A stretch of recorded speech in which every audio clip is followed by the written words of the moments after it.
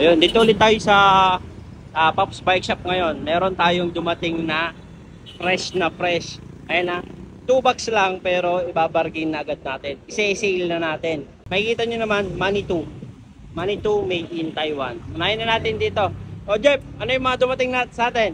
Ito, meron tayo ito, Manito Machete.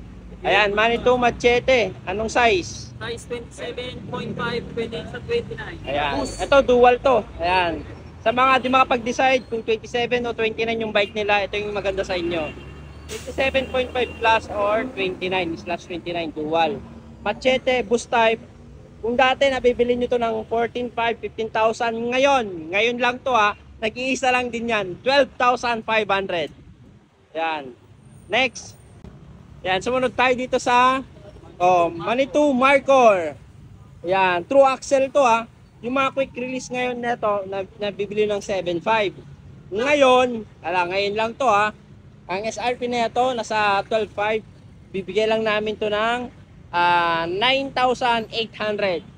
9,800 to ha. Markor, naka true axle na to, boost type. Yan, kung dati 12,500, 9,800 na lang. Yan. Ano lang to? 5 piraso lang to. Yan. Next, ayun, 2 box lang to, halo-halo. At di na natin susundin yung SRP nito. Ayan, ito naman Machete Manitou. Ayan, 29 boost. Kung dati ito 15,000 din, ngayon 12,500 na lang din. Ayan, may kita nyo, ito yung mga kamukha ngayon ni Fox.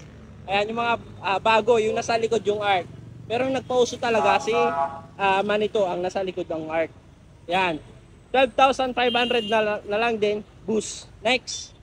Yan, meron pa tayo sa bali 4 na model lang dumating sa atin. Ayan. At saka to, ayan. Ito naman yung Manitou Machete na QR. Ayan, kung dati nabibili nyo 12,000, ngayon bibigay ko ng 9,500 na lang din. Manitou Machete na to ha. Yan, pogi. Nasa likod yung art. Yan. Dating 12,500, 9,500 na lang. Yan, paunahan na lang kayo, 2 box assorted lang yan.